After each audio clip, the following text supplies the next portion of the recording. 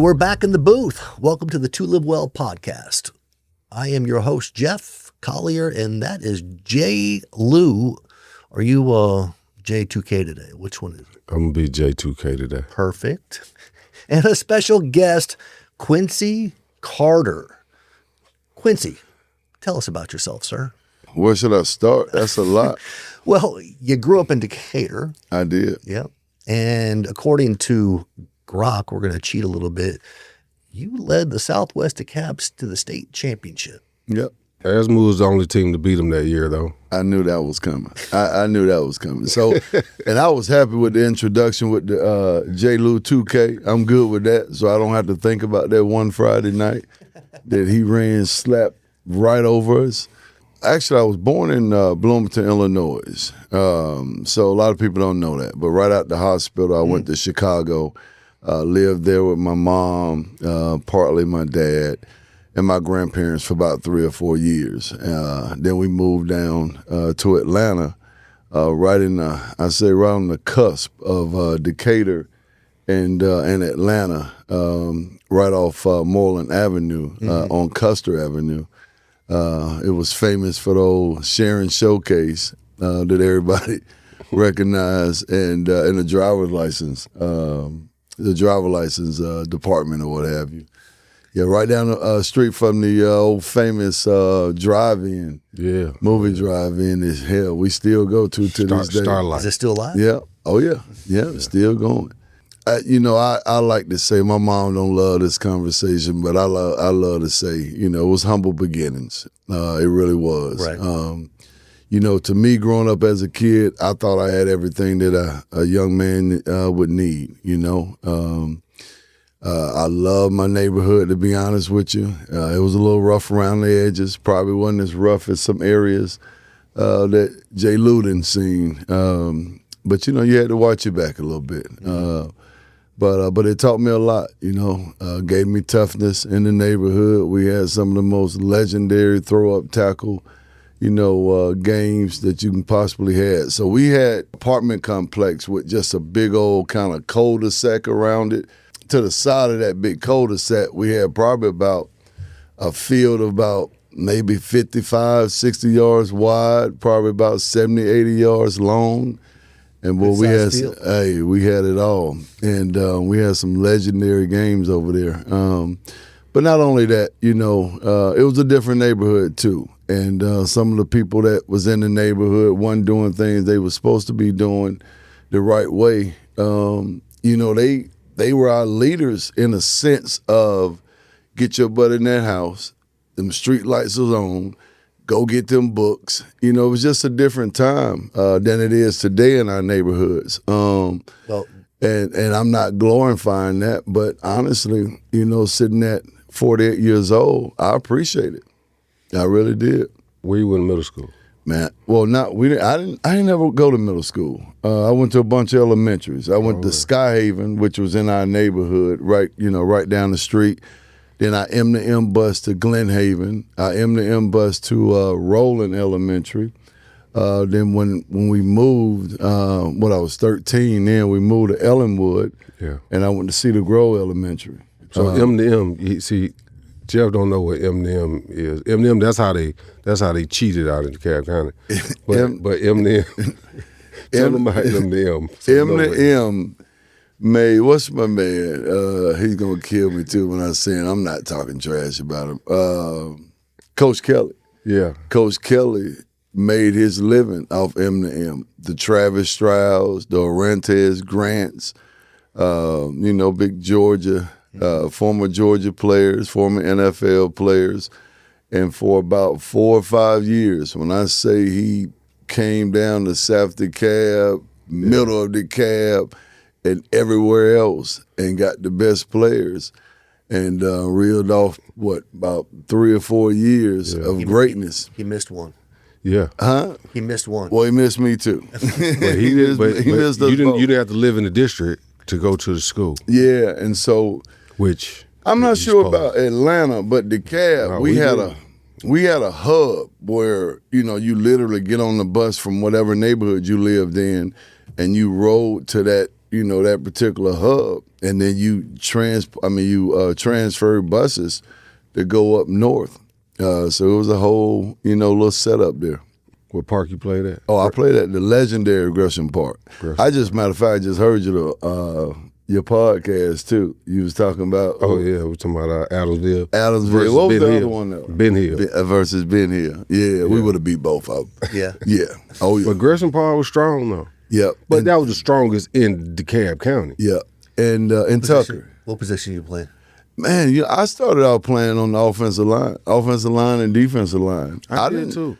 I didn't play quarterback until Metro. You remember Division? In Metro, the Division was the best players, and then Metro, was kind of the hand-me-down players. That like a DN? I played a little bit of defense end, but my first position was center. Yeah. And my first number ever in football was 53, and ironically, I was the 53rd pick of the 2001 NFL draft. Like, you can't make this up. That's crazy. That is insane. Yeah, but Parcells pick you? No, it wasn't Parcells. It was Dave Campo. Campo. Yeah. Well, I personally got picked by Jerry Jones, though. Right. Yeah, I don't even think he had anybody in that decision. Yeah, I guess.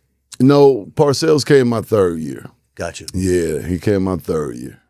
But you played baseball too. I did. No, I played baseball. Matter of fact, baseball was my first sport I ever played. Yeah, I didn't play football until I was like 9 years old. You had an offer, didn't you? Yeah, well, not only offer, getting drafted by the Chicago Cubs, out of high school. Did you revisit that idea after leaving the NFL? Well, yeah, after getting cut by the Cowboys, you dang right.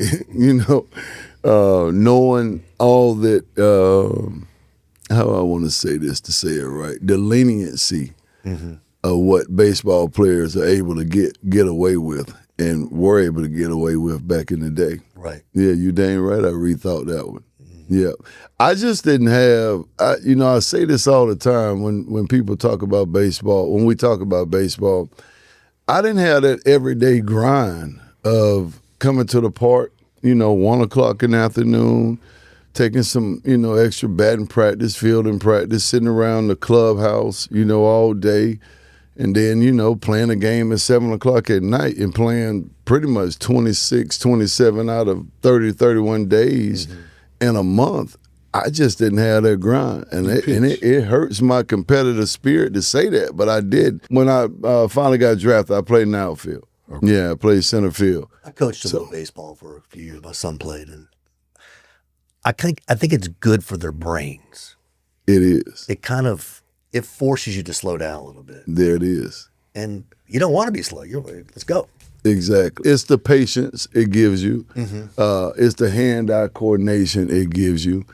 It's the everyday grind, too. Right. Tournament weekends when you got like 6, 7 games? No, 10 or 12 games, yeah. Yeah. No, 6 or 7, which you have to play. Oh, yeah. Before bracket play even starts. Right. Yeah, exactly. It gives you another set of athletic abilities that, football, the grit, the adversity you go through a little bit more in football. It just gives you those little things. That's one thing that attributes to a good football player, though. Especially at the quarterback position. Yeah. That's one thing that, like, in your communities is actually starting to disappear because of the expense involved in playing baseball. Absolutely. And just having a field to play on. Yeah, well, that too. But we didn't have a lot of fields in the city. But Gresham Park was like, if you wanted to play baseball, you wanted to go play at Gresham Park. We didn't have too much competition in the city. You probably know more than me because you played, but we didn't at Adamsville. We didn't play too much baseball, but football was our thing, or basketball. That was it. Yeah, and we played a lot of baseball. We did. That's one of the things Gresham Park is still known for to this day. Right. Is having good, solid baseball teams that come out of there. Matter of fact, the Atlanta Braves just turfed all the baseball fields at Gresham Park too. Nice. Yeah, so it's always been big. Now, I do have to tell the whole story. I was selected to go play for East Cobb when I call it the original East Cobb organization, when we only had one team. per age group. So they came and Astros grabbed came and tried to get you? the Astros. And so they came and got me when I was 13, and I accepted the invitation, to go play 80 to 100, plus baseball games a summer and get in front of every scout known to man. Jason Hayward, C.J. Stewart, what's my boy, Lombard, that went to Lovett, played some baseball. Yeah. Actually, the third base coach for somebody right now. I'm drawing a blank on it. Jeff Francoeur. yeah. I can name a lot of us. You Yeah. dang right. Yeah. So, and I like to say that that I'm the one who got Gresham Park travel ball system started, because they didn't want anybody to keep coming down and taking their players. Yeah. So now we've got a good, travel ball system that is in addition to, some of our developmental, teams down at the park. So you made it out of Decatur Yes. to UGA. Yep. Had to be, I don't know. I mean, if you grew up in Georgia, what school do you want to go to? It was the University of Georgia. Yeah. Well, It hold on, was. I'm gonna back up though. There you go. 'Cause see, I know he's gonna go there. see, Jeff, so you're not from. Did you're not you from want to go Atlanta, to Georgia? right?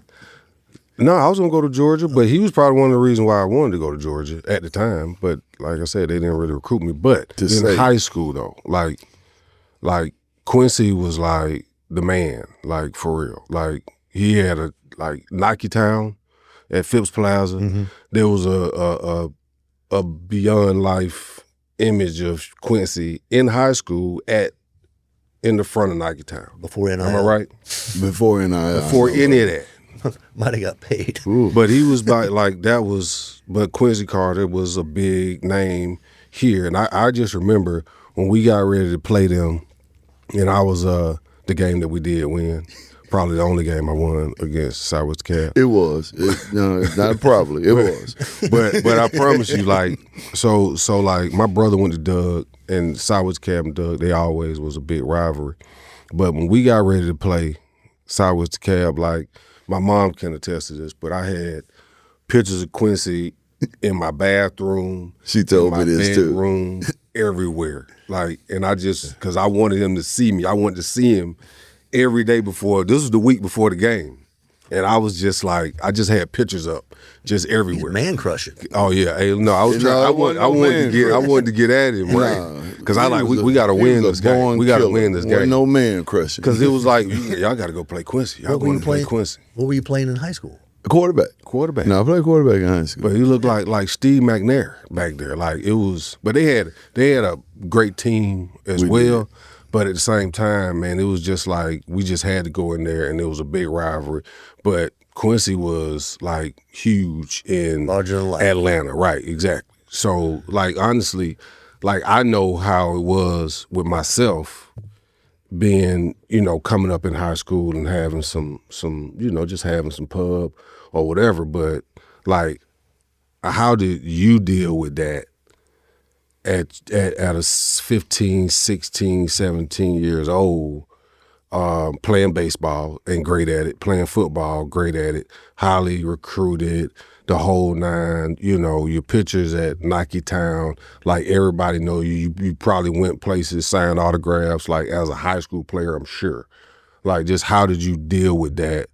And how did you deal with that, growing up? You know what I'm saying? And did it affect you? Was it good? Was it, how did you take it?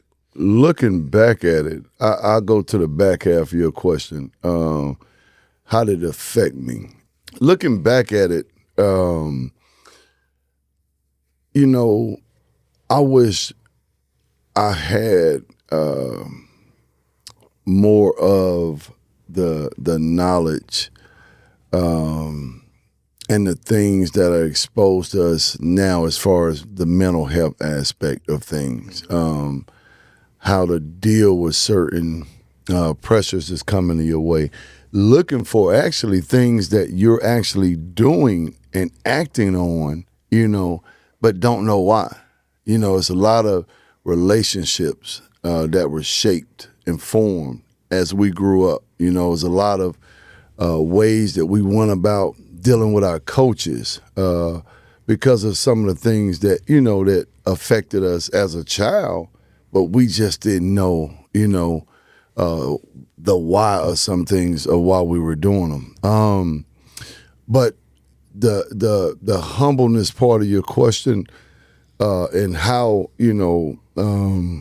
how I dealt with all that, honestly, I mean, when you were talking and asking me that, the first couple things that came to mind was, God and having a good base of who God was in my life, and that came from my mom and my upbringing. So you grew up in church. I grew right up in that church, and I mean all week in that church. Wednesday, Saturday, Bible study, twice on choir Sunday. rehearsals, twice on Sunday, dinner after Sunday. We went to a holiness church, Church of God in Christ, Magruder Street Baptist Church. And when I tell you, service went on for a while.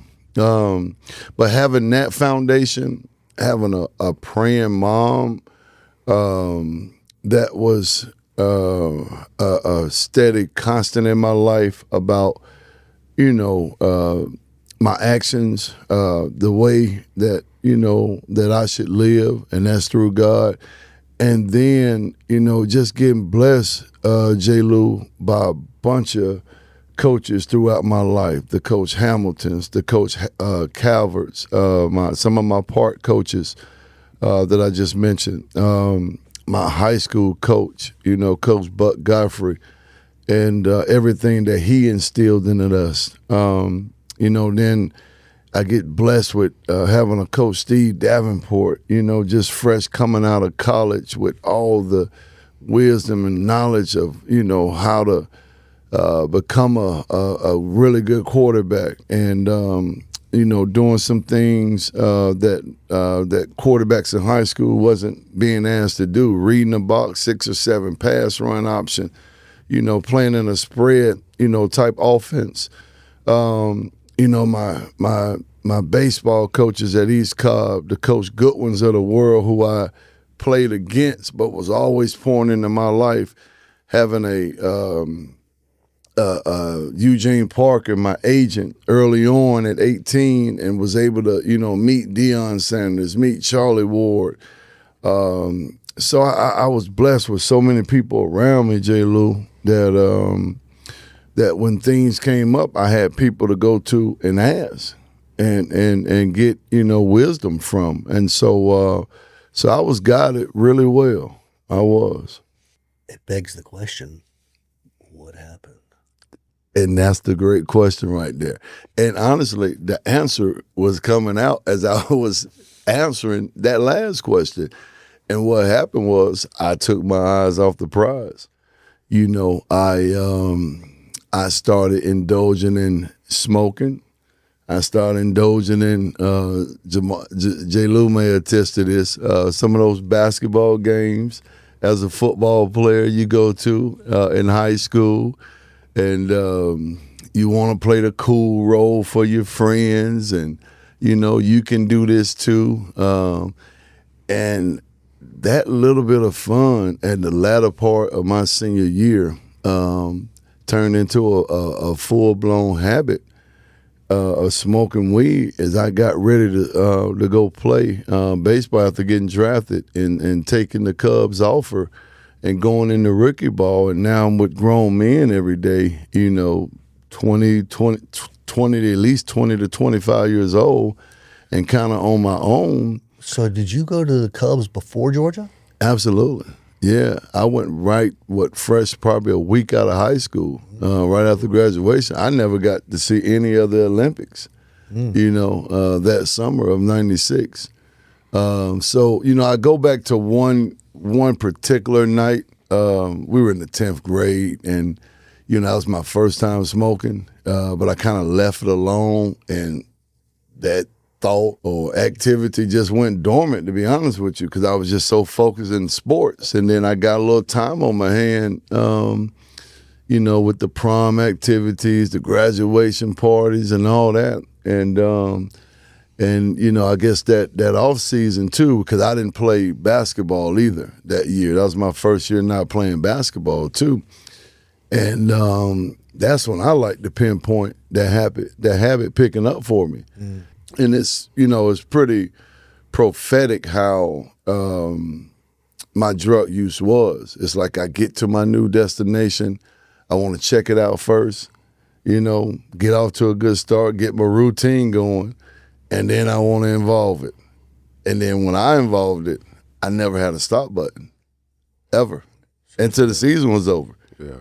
And it's just so crazy how I can look back at it now, and I thank God that that I can look back at it, and I was able to keep a sane mind to to get to rehab finally for the last time, or for the 10th or 12th try, but get there and then still have my mind and my wits about myself to really go through the hard therapy and to dig deep and see why, where, when, the people, the whole nine. And so I'm blessed to even be sitting here telling this story, Jeff. That's why, before we started, I tell anybody, if I'm going to talk, I want to tell it all, because I want to help somebody, man. This addiction it's the real deal, Jeff. It is the real deal, because we talk about the things that we just spoke about, the Nike Town stuff, just being able to be blessed to be on the stage of 2 professional sports. But addiction didn't care about none of that. And honestly, guess who else didn't care? Ultimately, I didn't care. Mm-hmm. And that's how powerful it is. You can have the greatest things going for yourself, and if you got that gene, or if you go too far across that line, you got a problem that you got to dig deep and try to fix. So when did you leave the Cubs to go to the Georgia? The summer of 98. Mm-hmm. The summer of 98. I knew going into that season, as a matter of fact, I enrolled in school. So I went to, it was spring semester then. So I went to spring semester. No, as a matter of fact, it was in March. I went to school in March because we was on quarters. Mm-hmm. So I went to spring quarter semester, however you want to say it. And then as soon as school ended in June, I left to go play baseball for a couple months. Was studying my playbook and working out football in the mornings, napping up, going to the park 1:30, 2 o'clock, playing a baseball game, and then I think the last week of July is when I left of 98 and came to prepare for fall practice. Are the Cubs in West Palm? At the time, we were in Rockford, Illinois, and then our high A ball was in Daytona. Yeah, but our A ball was in Rockford, Illinois. Gotcha. Yeah, uh-huh. No, I was just going to get back to Georgia because, being that we're a sort of Georgia-based podcast, everyone wants to hear. You were the SEC Freshman of the Year. How old were you? At the time, I turned 21 that football season in 1998. So how many seasons you missed after high school? 2. 2. Okay, yeah. That's right. Yeah. The 96 season and the 97 season. Because I got there in 97. Uh-huh. I know where you're going. We played, okay. I know where you're going. No, I just didn't. No. I didn't know because that's right, though, because that was like your first year was like my first year, I think. Uh-huh. Got you, okay. Yeah. We ain't going to get into that. No, you are. Somehow he's going to sneak it in. Ain't going to get into that.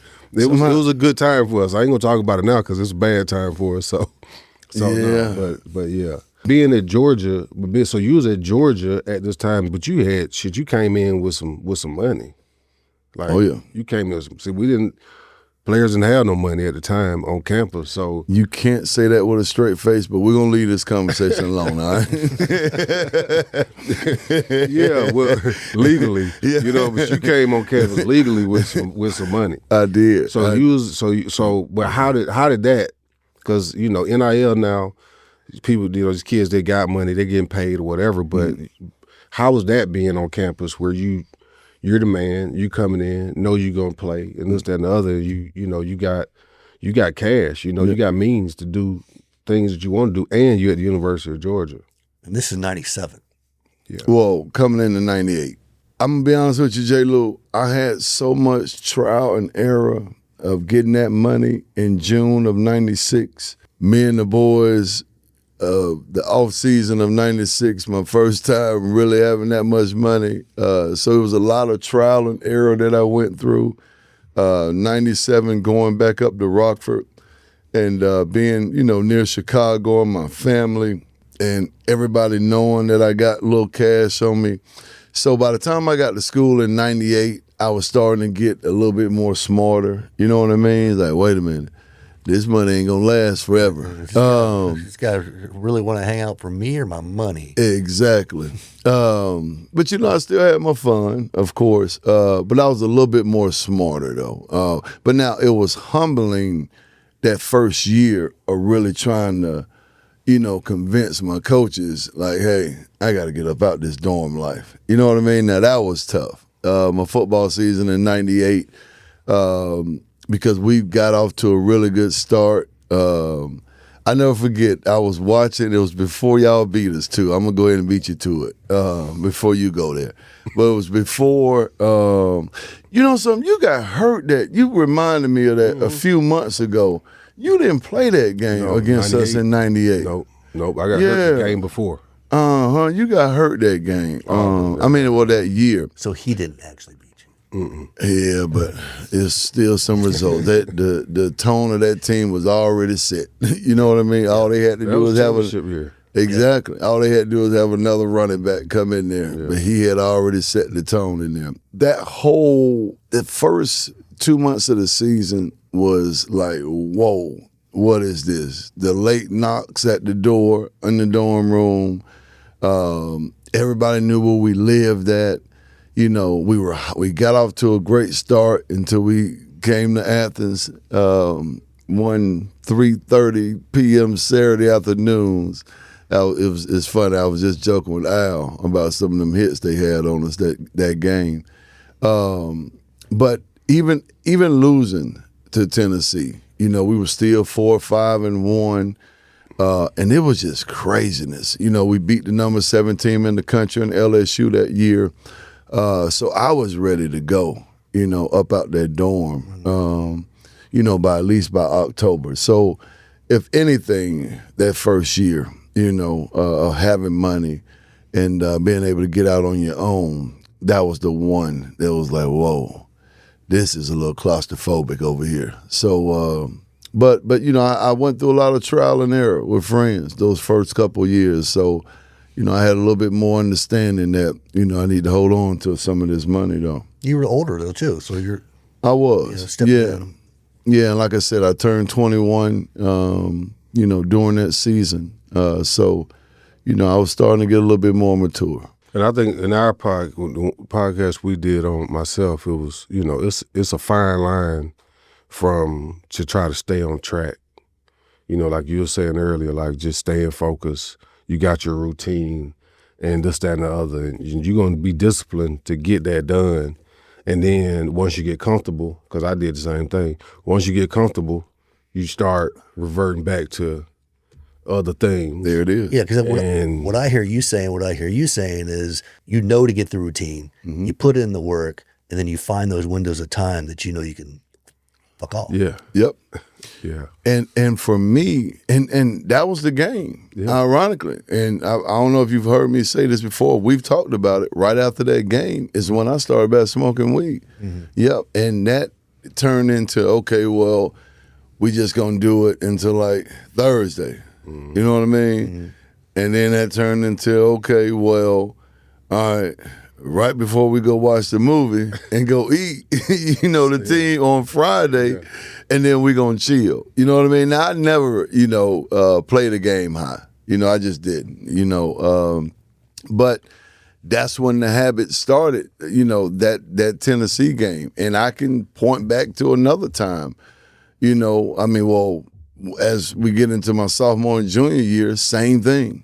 You know what I mean? Okay, I'm gonna chill.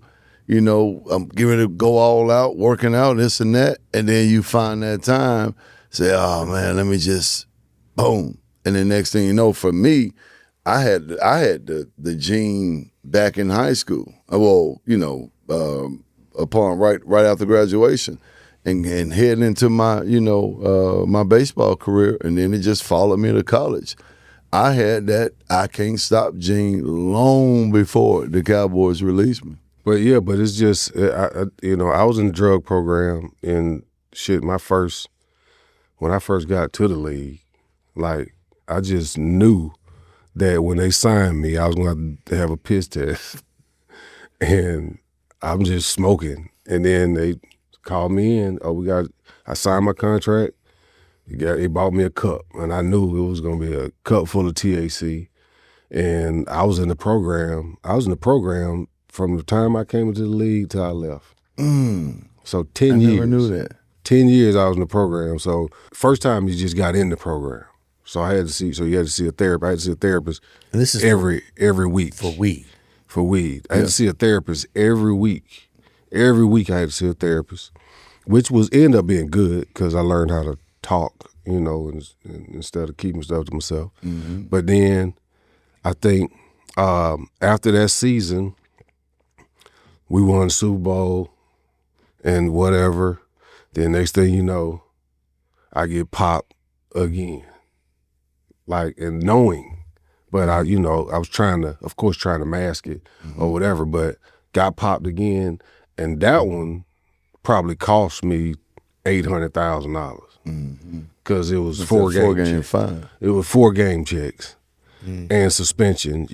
Was spit, but luckily I was hurt, so I was able not to get the suspension. But they still took 4 game checks, and the next time it was going to be straight. They For a year. Yeah, for a year. Mm-hmm. So, like, and you're just playing with fire. Like, I can, like you said, you got that routine, everything's good, and then all of a sudden you get comfortable, and then boom, you just go back to it, whatever. And that's what I would just go back to it. But then when that cost me that, and I knew I had to, I couldn't do it again.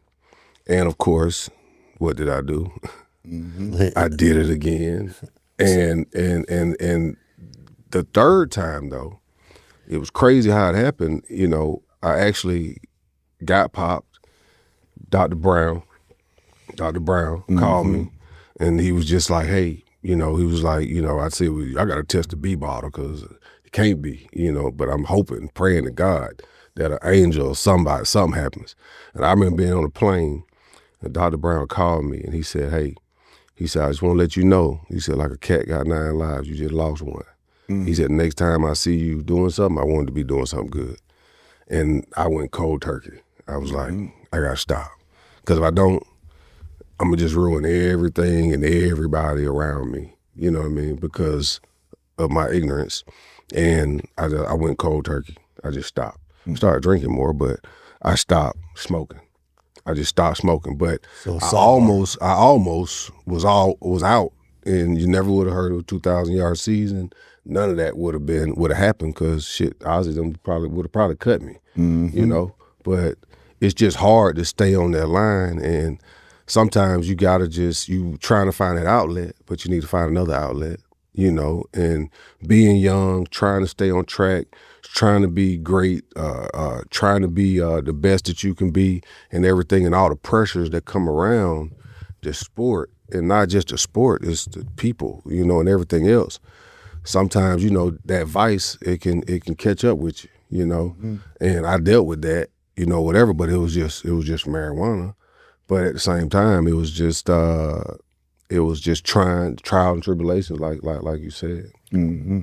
How much money do you think Ricky Williams lost? A whole lot. Could play. Yeah. He could play. He could play. A whole lot.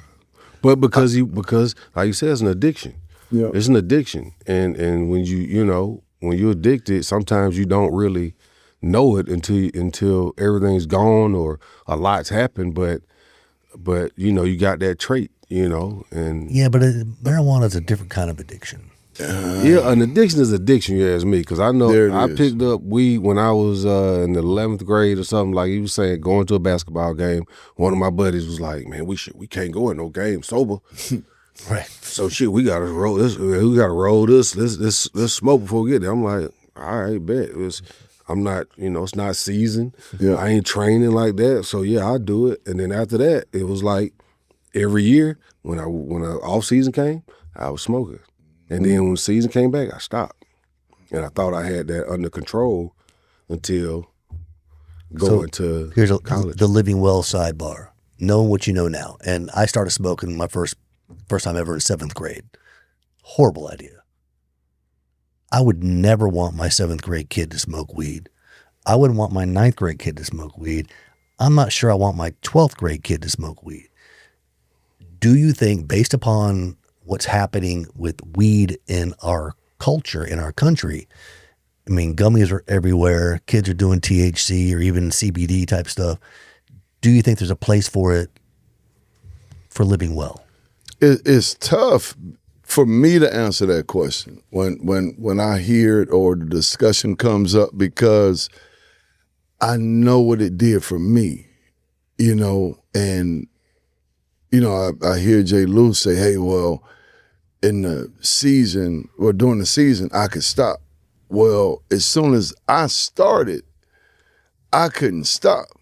You know what I mean? And that went from the rest of the season until the off season. I didn't stop doing the off season, to be honest with you, until I put my foot down, and then maybe, a couple months before the season. But once that turbulent road hit, or, just a perfect friend or a female come around, and next thing you know, I'm back on it. So to answer your question, for the guys like myself, I hear Jay Lou say that it is an addiction. I just don't think there's a place for it. The addiction purposes, there are alternatives. There's CBD, which sometimes has a little THC in it, I heard. 3%. But there are other alternatives. But, I mean, it does cure cancer, cures a lot of other things that, that we know of. But I would have to tell somebody to go that alternative route. Now that, because my weed addiction, and thank God Jay Lou didn't get to this, but Jay Lou have seen the paperwork from the grievance letter and all that. So a lot of people think I failed my test for cocaine in the league, but it was for weed. But after I got cut, the weed wasn't good enough for me anymore. Mm-hmm. I needed the X, the Coke, the heavy drinking, which is funny to hear Jay Lou say that about the drinking aspect of it, because when you're in the program, you if you get in the program for weed, then you're allowed to drink. Mm-hmm. And so just like Jay Lou, my drinking habit picked up too. So it was just sitting dormant, just ready for me, if something went, crazy. So I know I was long-winded, but I would have to advise somebody to go with the alternatives, just knowing, what a weed habit turned into heavy addiction did. The alternatives lead to the other. I think it's just really on what are you trying to suppress? You know what I'm saying? Like, are you doing it because something's going on in your life? Or are you trying to cover something up? Or whatever. And I think, my smoking weed, and when it became pretty much an addiction more than anything else, it was back then when I was younger, it was more of, hey, I grew up in a rough neighborhood. My home was crazy, with my mom and dad, the pressures of your friends, stuff like that. So it's like, it was more of smoke just to kind of kill the pain. Talk that talk. It was smoke to kill the pain or whatever. Escape. Escape from what was going on. And then that goes over to college, dealing with coaches, dealing with people, stress, this and that. So I'm going home, you're just smoking, and just trying to drown it out until, football was more of the other outlet. So, if I wasn't doing football, it's like I got to find something else to kind of mask it or whatever. But I think that when you get into that point of when you're trying to mask the pain or something like that, I don't think that it's a good thing, because like what Quincy's saying, you can go over into something deeper when, the weed ain't doing it or whatever. Mm-hmm. So it's like, how do you, wellness is one thing, whatever. But then when you're trying to, from a mental health standpoint, when you're just trying to cover something,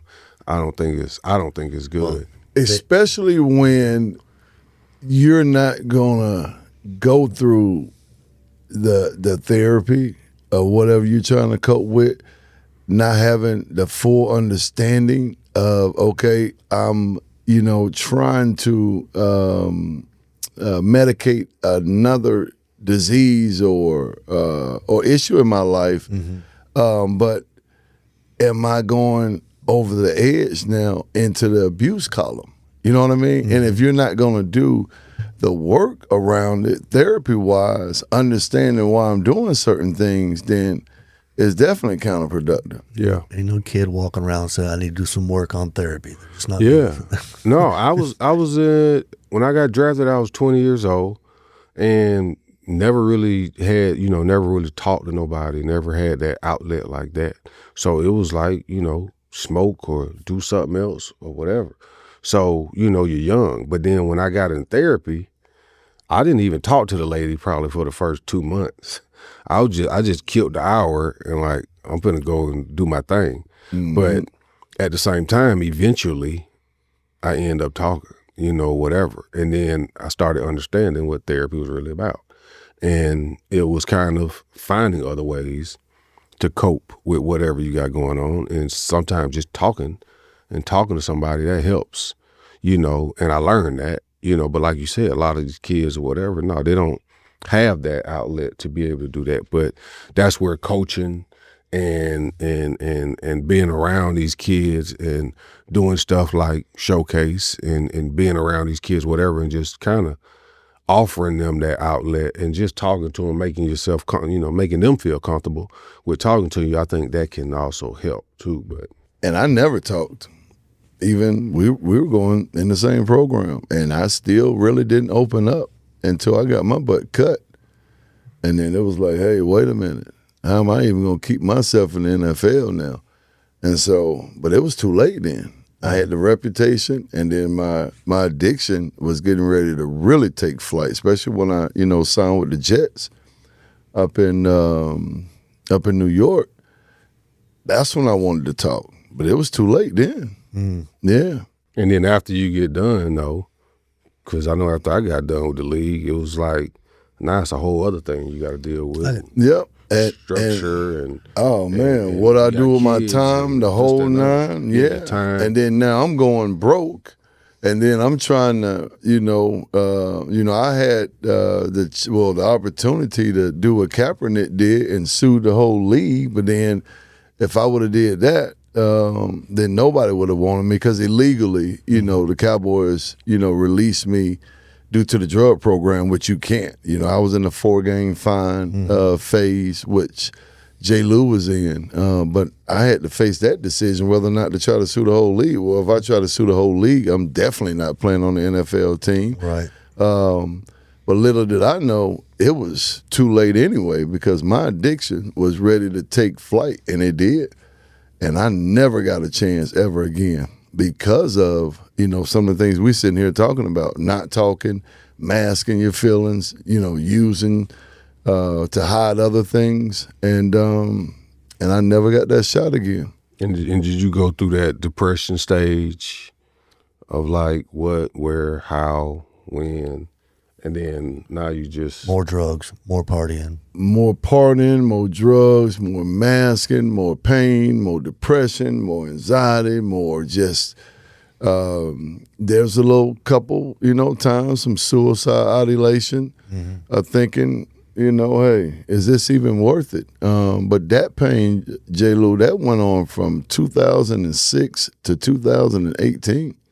Just straight, I call it hell on earth. Regret.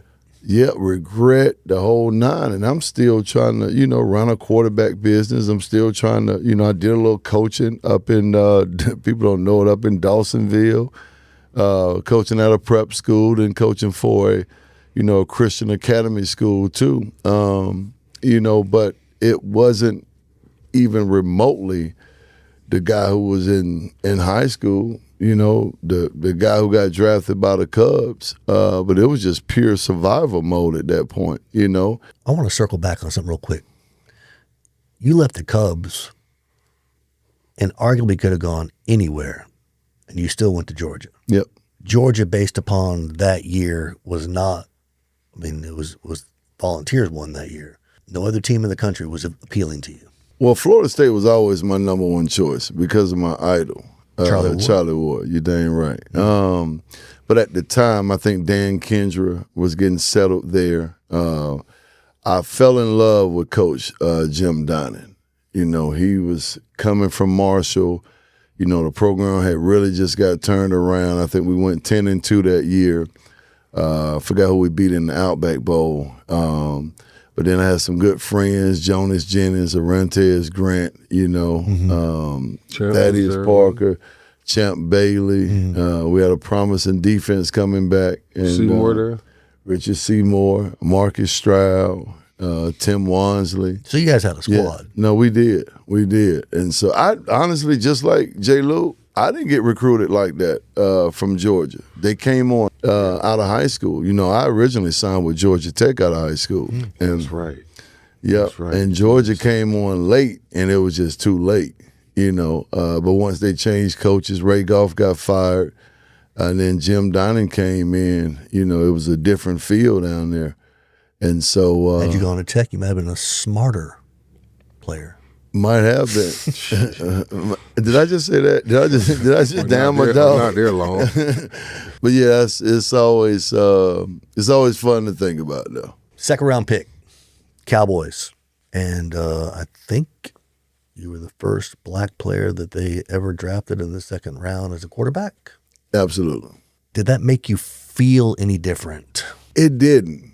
I know all my Georgia fans might not like this, but I, you know, face some. I'm the black quarterback, you know, on campus situations at Georgia. You know, How was that? it was different. It was different. But I am still the kid that played on the all-white baseball team at East Cobb, and so you know, my life was pretty much hit some adversity. You know, You were kind of used to it. I was kind of used to it. I was. Yeah. You see, I'm uncomfortable talking about racial issues. I just am because I grew up to love all. I've had some good white people in my life. Some good white people in my life when heck, my own people wasn't there for me. You know what I mean? I ain't afraid to say that. But there's some ignorant people out here in this world, and we can't avoid that. So I went through some things at East Cobb. I went through some things at Georgia. So by the time I got to Dallas, I knew who I was. I knew, even at Georgia, I think we had James Jackson play for a couple years, but, you know, basically to be the starter, be a black quarterback that starts for 3 years at Georgia was, you know, unprecedented, you know, so. There weren't that many black quarterbacks in the league when you got drafted by the Cowboys. It wasn't. We had McNair. Yeah, McNair at the time. McNabb was getting ready to start taking off in Philadelphia. Cunningham. Warren Moon was kind of at the back of his. Rodney Peete actually was still backing up a few teams. Jeff Blake. Who's that guy that got drafted by the Bengals? Achilles Smith. Yep. What's my man now? I got to try to name them all. What's my man in New Orleans? It's actually Vic's cousin, too. Aaron Brooks. Aaron Brooks was putting in work. He could. Yeah, he could play. Yeah, he could. So there were a few around. Yeah. But not many like it is today. Right. Yeah. But I knew who I was though. I knew the roads I was going down. Even I'd never forget Coach Donnan, us having some real talks that I won't put on the line right now. Do you ever think we'll get to a point where we don't call them black or white quarterbacks, we just call them quarterbacks? I don't know. That's tough. I'm a person of honestly, man, we are black and you are white. Well, it's a descriptive. But that's, I call it mobile or pocket pass. But that's the way life's supposed to be, Jeff. If we was all the same freaking color, how boring would that be, man? That's the beauty of all our cultures, Jeff. Well, it's all. I say the same thing regarding sports. Like, if we like the same team, it's not fun anymore. Like, if we're all Georgia fans, where's the fun? We're arguing with our own players. It's just dumb. Yeah. It's good that I'm a huge Florida fan, that you're a Georgia fan, and he's a Tennessee fan. We have something to play for, something to talk about, something to argue about. Pretty sure Florida's going to be both of you guys this year. Wow. He's a Florida. That's Florida. Bold First statement. of all, I want to be respectful and say this in all respectfully. That's so ignorant of you to say that. And I'm going to be honest with you, y'all are so bad right now. Don't know who the quarterback is. The only thing you guys are a running back. You didn't pay for a lot of players this last season, and you probably going off that dang LA recruiting class you're supposed to be bringing in 27, but that's not done yet. Cut it out, Jeff. We're going to both beat the dog mess out of y'all. They trying to put some money out there, though. Oh, they trying. They are throwing some money out there. Yeah, but that's that not happening this year. Relax. All right. That's not happening this year. Didn't you lose your quarterback, too? Didn't he leave? Yeah, he left. Okay. But I think we got a better one. Really? All right. We'll see. Yeah. We'll see about that. We just made the game fun again. I know, right? Yeah. What was the show for Dallas Cowboys? What was the show that just came out with Jerry Jones and all that? The one that was on Netflix? Yeah. I don't know I forget the name of it. I watched it. America's Team, something? Yeah. Yeah. How true is that? Did you ever go to the White House? No, the White House wasn't even. They had, deal with the White House by the time I got there. But now the White House was true though. Yeah, the White House was real. Yeah, no. Yeah. I've heard two it other was former real. players talk about it. Yeah. You going into America's Team and just the Dallas Cowboys, the QB, like that was a good time. It was, but just like we talked about too, now I knew I was a dang black quarterback too. Yeah. And I knew it was certain things, just from being at Georgia, I wasn't gonna be able to get away with. Right. Who was there with you when you got there? In the quarterback room? Anthony Wright. Yep, because y'all was playing right before. That was so cool. They was playing, Anthony Wright played with me, but then he started that playoff game. We was playing right before each other. Well, they played before us. Tony Banks. Tony Banks got cut. What? Doing training Playing camp. Tony Banks too. That's crazy. That's right. That's right. That was your rookie year too. Who else? Ryan Leaf had a stint. Clint Stoner had a stint. I'd like to get Ryan Leaf on the cast. That'd be a good interview. I got his number too. We ought to try to do that. That dude's so funny. Good Lord. Now he'll tell it like it is too. Now. Yeah. Yes, he will. Couple other guys though. Drew Henson came from Michigan, played a little baseball. Romo get it there when you were there? Oh, I forgot about Tony Romo. Yeah. Was he there when you got there? Yeah, he was there for 2 years. I'm smirking and smiling about conversations that me and my friends have sometimes though, but I won't. I'm gonna stay humble on this. I'm gonna stay humble on that one. Romo the gunslinger. Hey, he was a good dude too though. And he worked too. He pushed me. Yeah, he really did. He was a rookie. He was coming in with Sean Payton. He went to Sean Payton's school. And so that was So that's that how he got connection. seen, yeah. Yeah, but he put up some good numbers though. He deserved to, I don't know if he deserved to be drafted or not. Was it Indiana? I'm sorry? Did he come from Eastern Illinois. Eastern Illinois. Yeah, Eastern Illinois. But he put up some good numbers. And he earned his keep, So it was going to be a tough decision we had to make now that training camp that I got cut. That was going to be tough, whether or not he made the team or not. Right. We did a documentary a few years back on how he became the quarterback. And I was able to get into that documentary. It was pretty cool to be a part of. So was your departure the reason why he? I don't want to go there, Jeff. It's Sunday. No, it's not Sunday. It's Monday. No. I want to stay humble. I want to stay humble. This isn't about being boisterous or anything. Yeah. But if you were still there, would he have gotten to play? No, Jeff. Nobody beat me out at the quarterback position in competitions. No. So if you're going to ask it like that, Yeah, no. absolutely not. The only person that stopped you from playing was you. It was. I can say it like that. Yeah, it was. But I ain't going to, No, you're not going to brag about it. Yeah. I mean, it is what it is. Yeah.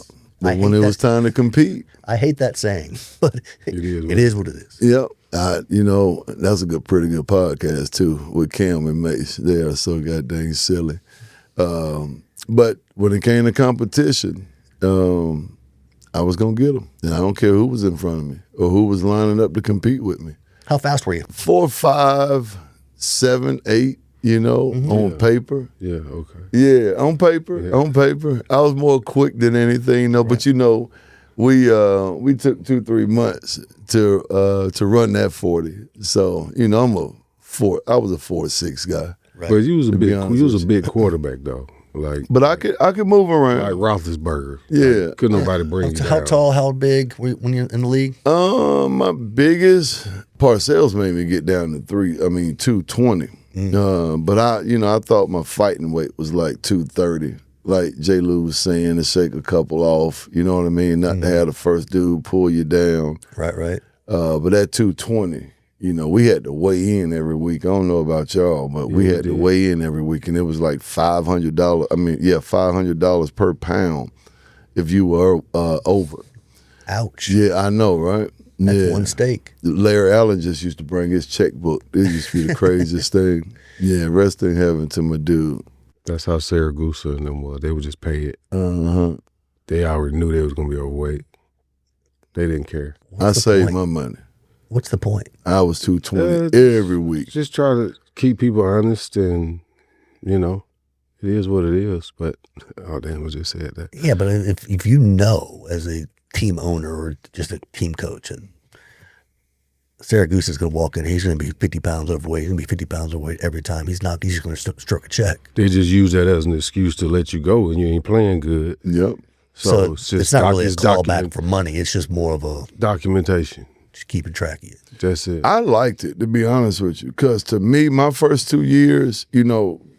Lou was with one of the greatest, going to go down as one of the greatest franchises in history, especially as far as, looking out for players, giving them a good foundation off the field and stuff like that. But my first 2 years, it was, it was a little different, coming from a college football structured, environment. So it was a little loose. Having Parcells come in my third year, I loved it, to be honest with you. Yeah, he brought the structure, but when you got there, that was when the Cowboys kind of were in they were in the wilderness. Yeah, we were young. We just lost Aikman, just lost Michael Irvin. We were trying to find our identity. Emmitt Smith was still there. So we were really, really young. Matter of fact, I think we were the youngest team in the league for the first couple of years. But we still had the Larry Allens around, Woody, Darren Woodson, Emmitt Smith, Dexter Coakley was going like into his 6th or 7th year. Dat Wynn, I think was going into his 4th or 5th year. So, but we were really, really young. I think we had like 12 to 14 draft picks that year. Probably about 5 or 6 undrafted free agent guys. My rookie year that made the team. So we were 5-11, I think, both of those years. But now you had to come beat us. Late in the season, like I never forget, I got hurt early in 2001. I ended up having surgery and came back like the last 8 games. We beat like 2 or 3 playoff teams. We beat the Giants. We beat San Francisco. We took like Seattle to the wire. So yeah, you had to come beat us, But we were, a close-knit team. But when Bill got there, you could really see the structure, how you go about things a little bit better from a organizational standpoint, which I really love, to be honest with you.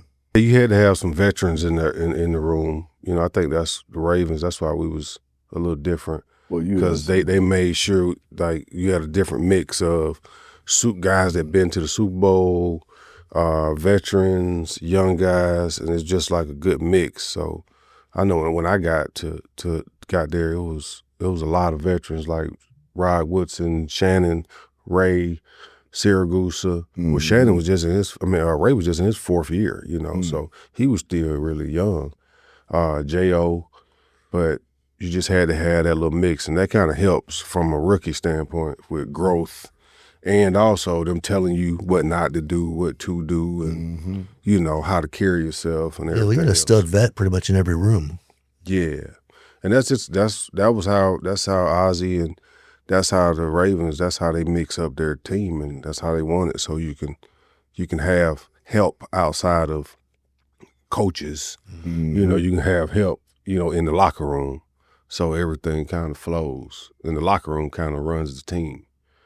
You know, you put it in their hands. That's having that player, that former player, you know, in that executive, you know, seat to be able to help with things like that. I think after all the trials and tribulations, all of that stuff, and going through that, and you know, going through the depression stage, and after football, the structure, trying to find that, like, how did you get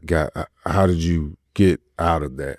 Because I think when me and you end up getting together, I think Jazz was probably in the 8th or 9th grade, and you was just moving up here, and you had told me, hey, look, you know, I'm cold turkey. This is, you know, this is what I'm doing. Focus, got my stuff together, and this is what I'm doing. And, you know, doing your camps and stuff like that, seeing you all the time, how you work with the kids, your foundation, and everything else. Like, I guess the question is, what turned, and where did that lead you to where you at right now? J. Lou, it is the epitome of the term tired of being sick and tired, man. From like 2006, it was go to rehab, try to show a face, you know, really just trying to get into football, to getting out,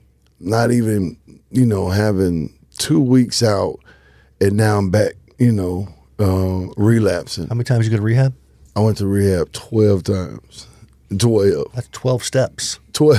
Exactly. It took me 12 times to get one step each time. Just being tired, Lou, and knowing, and each time I went to rehab, I learned a little something. I learned a little something here. I learned a little something there.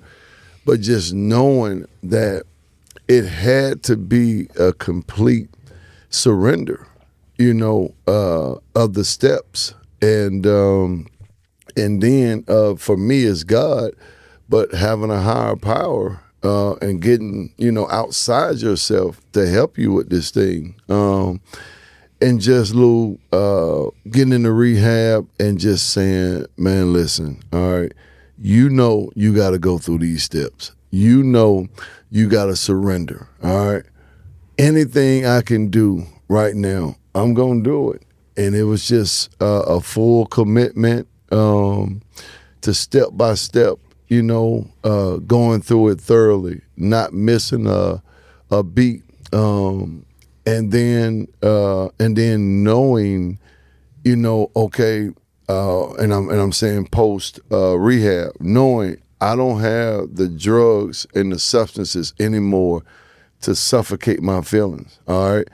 I have seen this program of 12 steps work for countless people, you know, and people close to me. All right. What is my next step now out of rehab? Because, see, I was going to rehab, getting right out, you know, trying to dive right back into my life, you know. No, we're going to slow it all down. Now we're going to go to sober living. I went to sober living for about 8 months. Right when COVID was getting ready to hit too. But I stayed in sober living, okay?